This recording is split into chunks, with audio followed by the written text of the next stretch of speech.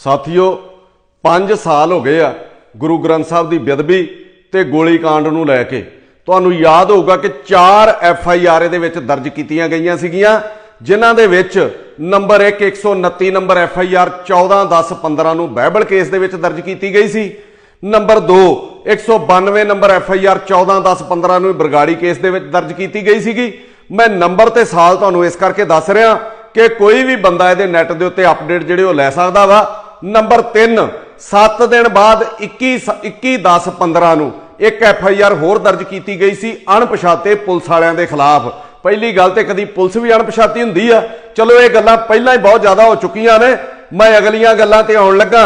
Number 4 129 number FIR 2018 दे विच justice Ranjit Singh commission एक बैठा सीगा, उन्हां दी रिपोर्ट ते पुलिस वालियां दे खिलाफ दर्ज की गई सी।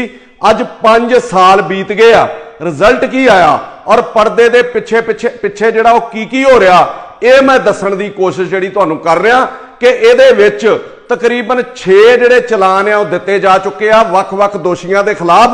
ते हुण जिहड़ा मेन चलान सीगा वो पेश होना सी सुखबीर सिंह बादल ते साबका DGP सुमेध सिंह सैनी के खिलाफ, जिन्हों रोकण लई अड्डी चोटी का जिहड़ा जोर लग रहा वा सुखबीर ते साबका DGP सैनी ते सरकार दे बंदे भी नाल रले होण करके उन्हां वल्लों भी इन्हां 4 केसां दे खिलाफ जिहड़ी चीज़ मैं लोकां सामने लैके आउण लगा, लोकी ते समझदे भी सिर्फ ये 4 केस ही दर्ज होए सी ते इहदे ते ही सुनवाई चल रही आ। इन्हां 4 केसां दे खिलाफ दोषियां वल्लों 14 के करीब जिहड़ियां रिट पटीशनां चल रही हाई कोर्ट दे विच, जिन्हां विच उन्हां ने मंग की कीती आ कि नंबर 1 FIR जिहड़ी वो खारिज की जाए, नंबर 2 जिहड़े चलान जा चुके आ कोर्ट दे विच उन्हां नूं चैलेंज किया कि दोबारा इन्वेस्टिगेशन की जाए, नंबर 3 कि इहदी जांच CBI तो कराई जाए, नंबर 4 जिहड़ी उन्हां दी मेन मंग आ कि कुंवर विजय प्रताप जिहड़े सिट दे मैंबर आ उस बंदे नूं इस केस दे विचों हटा दिता जाए। बहुत सारे लोगों नूं केस का पता भी ये सिर्फ बेदबी केस चल रहा, मैं फिर दस रहा जेड़ा जेड़ा सामना ये केस दे विच जिहड़े अधिकारी चंगा काम करना चाहुंदे उन्हां नूं कर रहा, मैं उन्हां नूं सामना करना पै रहा, उहदी जानकारी मैं तुहाडे नाल साझी कर रहा। बाकी मैं दस्सण लगा कि कल भी इन्हां दी एक रिट सी जिहदा मेरे कोल ओहदा डाटा आया कि वह CWP रिट नंबर 14076 सीगा, इहदी भी कल एक तरीक सीगी, मैं भी अज नैट दे उत्ते सारी कड्ढी। इस रिट पटीशन के खिलाफ सरकार ने दिल्ली तो वकील जिहड़े हायर किए हुए, जिहड़ी मेन चीज़ मैं तुहानूं दस्सण लगा, मेन गल दस्सण लगा, इस रिट के खिलाफ दिल्ली तो वकील हायर किए हुए आ और फीस सुन के तुसीं लोग हैरान हो जाओगे कि 2 वकील ने इस रिट दे विच, एक वकील की फीस 27.5 लाख रुपया एक पेशी की है, जिहड़ी 10-15 मिनट की पेशी हुंदी है, और 2 वकीलों की फीस 50 लाख के करीब बनती है, और उन्हां दा आउण जाण दा खर्चा जिहड़ियां टिकटां वा वो बिजनस क्लास जहाज दे विच बुक हुंदियां, जिहड़ियां आम टिकटां नालों 4 गुणा महंगियां, ते उन्हां दे कमरे उन्हां दे नाल स्टाफ दे कमरे ताज होटल दे विच जिहड़ा 5 7 स्टार होटल आ ਉਹਦੇ ਵਿੱਚ ਸਾਰੇ ਸਟਾਫ ਦੇ ਕਮਰੇ ਬੁੱਕ ਕਰਾਏ ਜਾਂਦੇ ਆ। ਹੁਣ ਮੈਂ ਤੁਹਾਡੇ ਧਿਆਨ ਚ ਲਿਆਉਣ ਲੱਗਾ ਕਿ ਦੇਸ਼ ਦੇ ਸਰਚ ਮਾਰੋ ਤੁਸੀਂ ਗੂਗਲ ਦੇ ਉੱਤੇ, ਟੌਪ ਜਿਹੜੇ 9 ਵਕੀਲ ਆ ਉਹਨਾਂ ਦੀ ਫੀਸ ਕੀ ਆ 5 ਤੋਂ 15 ਲੱਖ ਰੁਪਇਆ, ਜਿਹਦੇ ਵਿੱਚ ਆਉਂਦੇ ਨੇ ਕਪਲ ਸਿੱਬਲ, ਪੀ ਚਿਦੰਬਰਮ, ਕੇ ਵੇਣੂਗੋਪਾਲ, ਗੋਪਾਲ ਸੁਬਰਾਮਨੀਅਮ, शांति भूषण जी, सलमान खुर्शीद, फाली नारीमन, ते सब तो वध जिहड़ी फीस लैंदे रहे आ उन्हां दी फीस सीगी 25 लाख रुपया। श्री राम जेठ मलानी जिहड़े मेरे ख्याल रहे नहीं साडे इस दुनिया दे विच, पर इत्थे इस केस दी फीस दे उत्ते 27.5 लाख रुपया एक पेशी दा दिता जा रहा। इन्ने पैसे खर्च के इन्ने वकील महंगे लाउण तो बाद भी फायदा तो कोई भी नहीं हो रहा। रिटा अज भी उत्थे चल रही ते तरीकां जिद्दां सनी देओल करदा सी, तरीक पे तरीकां ही पई जांदियां, और बेदबी दी आड़ दे विच कई जिहड़ियां दुकानां चल रही वा, ये मैं तुहाडे ध्यान च लियाउणा चाहुंदा सीगा। सवाल यह है कि जे हर केस दे विच बाहरों वकील हायर करने आ, दिल्ली तो करने जां होर भी कितों करने आ, फिर advocate general, deputy advocate general, additional advocate general, ये काहदे वास्ते भर्ती कीते आ, जिहड़े किते MLA MPआं मंत्रियों की सिफारिश के उत्ते भर्ती कीते जांदे आ। फिर इस पोलीटिकल पोस्ट नूं खत्म क्यों नहीं किया जाता, क्यों इन्हां नूं तनख्वाह दी जाती है, क्यों सूबे का पैसा लुटिया जाता वा सिर्फ सिफारशी और अपने घर भरन नूं। इत्थे मैं भी दस देवां कि एक रिट पाई सी किसी ने सन 2013 दे विच कि गोवा के एडवोकेट जनरल वो सब तो महंगे ने 8 लाख रुपया वो पर मंथ का लेंदे सीगे पूरे महीने का एडवोकेट जनरल होने के नाते। ते इत्थे 28 लाख रुपया एक पेशी का लिया जाता क्योंकि साडे लोगों का दिता टैक्स है ना, साडा खून साडी खून पसीने की कमाई है ना। ये लोग क्यों चाहणगे भी ये केस खत्म हो जाए? इन्हां लोकां नूं किसे गुरु किसे धर्म ना कोई लेना देना नहीं, इन्हां दा धर्म सिर्फ पैसा। और इत्थे मैं भी कह दियां कि इन्नियां जथेबंदियां ने धरने दिते, उत्थे इन्ने राजनीतिक लोगों ने समेत मैनू भी विचे कह लो कि इन्नियां दे उत्ते रोटियां सेकियां ते कोई बंदा वकील नहीं उत्थे खड़ा कर सकिया इन्हां दे विचों, जां कोई इहो जिहा सिख वकील नहीं इन्हां नूं लभा कि जिहड़ा अपनी शरधा दे अनुसार इस केस नूं लड़ सकदा। हुण तक 10 करोड़ रुपये के करीब जिहड़ा वकीलों के उत्ते खर्च किया गया, सिर्फ वकीलों ते इन्हां 14 रिटां दा ते जिहड़े केस इत्थे चलदे आ कमिशन का खर्चा अलग, बाकी खर्चे वखरे, की तेल की तनख्वाहां अफसरां दियां वो खर्चे अलग, ते रिटां दे विच उलझा के रख दिता इस केस नूं। 2015 तो लैके 2020 दे विच हाई कोर्ट च तुहाडे 5 साल लंघ गए, 4-5 साल उत्थे हाई कोर्ट दे विच तुहाडे होर लंघ जाने आ। फिर हाई कोर्ट के फैसले तो बाद इहो केस दोबारा 5-6 साल जिहड़ी लोकल कोर्ट है फरीदकोट उहदे विच चलना, उथों जे उत्थे कोई फैसला हुंदा ते उस तो बाद सैशन च 5 साल, उस तो बाद हाई कोर्ट च फिर 5 साल, उस तो बाद सुप्रीम कोर्ट च फिर 5 साल, मतलब 50 साल जिहड़े इस केस दे विच खज्जल खराब हो जाने आ। इंसाफ लैण वाले भी मर जाने आ ते दोषी भी जिहड़े भी खत्म हो जाने, मतलब एक पीढ़ी साडी खत्म हो जानी आ। सानू इहदे विच इंसाफ नहीं मिलना।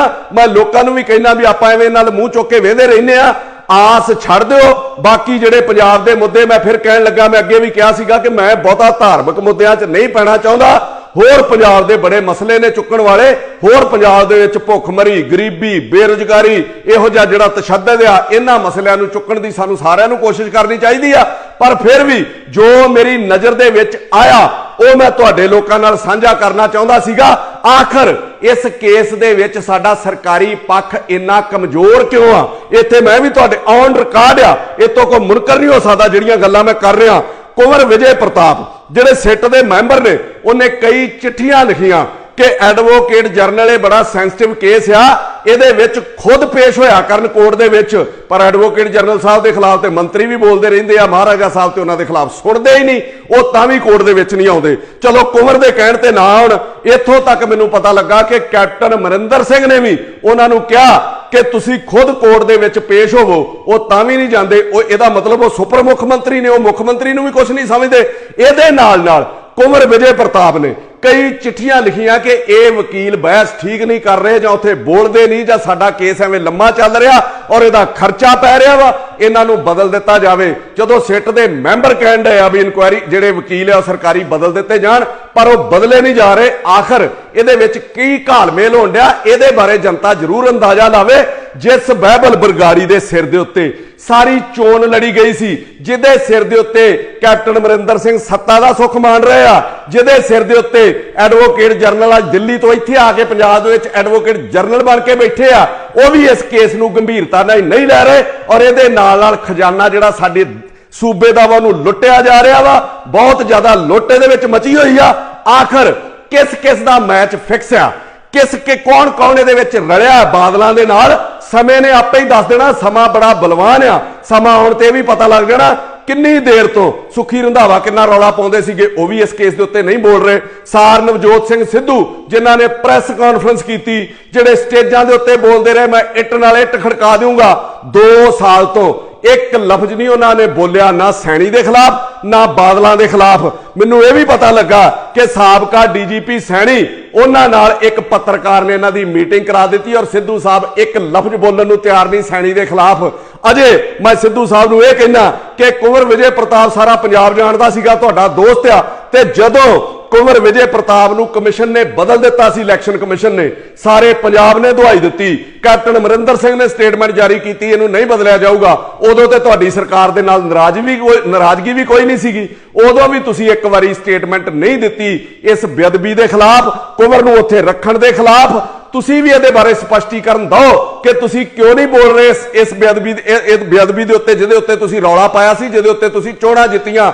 ਕੀ ਦਰਦ ਆ ਫਿਰ ਤੁਹਾਨੂੰ ਪੰਜਾਬ ਦਾ? ਕੀ ਦਰਦ ਆ ਫਿਰ ਤੁਹਾਨੂੰ ਬੇਅਦਬੀ ਦਾ? ਕਿਉਂ ਲੋਕਾਂ ਨੂੰ ਆਪਾਂ ਸਾਰੇ ਰਲ ਕੇ ਮੂਰਖ ਬਣਾਉਣੇ ਰਹਿੰਦੇ ਆ? ਕੱਲਾ ਕੁੰਵਰ ਹੀ ਲੜ ਰਿਹਾ ਉਹਦੇ ਖਿਲਾਫ ਔਰ ਉਹਨੂੰ ਬਦਲਾਉਣ ਲਈ ਅੱਡੀ ਚੋਟੀ ਦਾ ਜ਼ੋਰ ਲਾ ਦਿੱਤਾ ਸਾਰਿਆਂ ਨੇ। ਤੇ ਜੇ ਉਹ ਬਦਲ ਜਾਂਦਾ ਤੇ ਹੋਰ ਕੋਈ ਅਫਸਰ ਜਾਂਚ ਕਰਨ ਲਈ ਤਿਆਰ ਹੀ ਨਹੀਂ। ਉਹ ਚਾਹੁੰਦਾ ਹੀ ਨਹੀਂ ਕਿ ਅਸੀਂ ਬਾਦਲਾਂ ਦੀ ਜਾਂਚ ਕਰੀਏ ਕਿਉਂਕਿ ਇਹਨਾਂ ਨਾਲ ਵੈਰ ਲਈਏ। ਫਿਰ ਕੌਣ ਕਰੂਗਾ ਇਸ ਕੇਸ ਦੀ ਜਾਂਚ? ਫਿਰ ਲੋਕਾਂ ਨੂੰ ਕਹਿ ਦਿਓ ਨਾ, ਸਪਸ਼ਟੀਕਰਨ ਦੇ ਦਿਓ, ਅਦਾਲਤ 'ਚ ਲਿਖ ਕੇ ਦੇ ਦਿਓ ਵੀ ਅਸੀਂ ਕੇਸ ਚਲਾਉਣਾ ਹੀ ਨਹੀਂ ਚਾਹੁੰਦੇ, ਸਾਡਾ ਰਾਜੀਨਾਮਾ ਹੋ ਗਿਆ ਜਾਂ ਸਾਡੀ ਕੋਈ ਫਿਕਸਿੰਗ ਹੋ ਗਈ ਇਹਨਾਂ ਦੇ ਨਾਲ।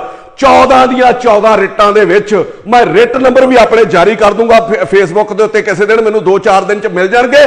14 ਦੀਆਂ 14 ਰਿਟਾਂ ਦੇ ਵਿੱਚ ਸਿੱਟ ਦੇ ਜਿੰਨੇ ਬਾਕੀ ਮੈਂਬਰ ਆ ਦੋਸ਼ੀਆਂ ਵੱਲੋਂ ਉਹਨਾਂ ਦੀ ਤਾਰੀਫ ਕੀਤੀ ਜਾਂਦੀ ਆ ਔਰ ਕੱਲਾ ਕੁੰਵਰ ਵਿਜੇ ਪ੍ਰਤਾਪ ਨੂੰ 14 ਦੀਆਂ 14 ਰਿਟਾਂ ਦੇ ਵਿੱਚ ਦੋਸ਼ੀ ਠਹਿਰਾਇਆ ਜਾਂਦਾ।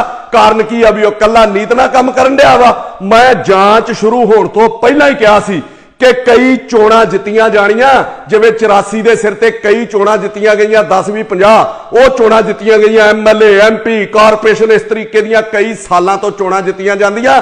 ਇਸੇ ਬੇਅਦਬੀ ਦੇ ਸਿਰ ਤੇ ਕਈ ਚੋਣਾਂ ਜਿੱਤਣੀਆਂ ਨੇ ਕਾਂਗਰਸ ਨੇ ਕਿ 2017 ਚ MLA ਦੀ ਜਿੱਤ ਗਏ, 2019 ਚ MP ਦੀ ਜਿੱਤ ਗਏ, ਕਾਰਪੋਰੇਸ਼ਨਾਂ, ਜ਼ਿਲ੍ਹਾ ਪ੍ਰੀਸ਼ਦਾਂ, ਪੰਚਾਇਤਾਂ ਔਰ ਹੁਣ ਦੁਬਾਰਾ ਜਿਹੜੀ 2022 ਆ ਉਦੋਂ ਵੀ ਕੋਈ ਨਾ ਕੋਈ ਖੇਡ ਖੇਡਣਗੇ। ਕਈ ਹੋਰ ਜਿਹੜੀਆਂ ਚੋਣਾਂ ਕਈ ਸਾਲ ਤੱਕ ਇਸ ਬੇਅਦਬੀ ਦੇ ਸਿਰ ਤੇ ਜਿੱਤੀਆਂ ਜਾਣੀਆਂ ਔਰ ਅਸੀਂ ਲੋਕਾਂ ਨੇ ਮੂਰਖ ਬਣਦੇ ਰਹਿਣਾ ਵਾ।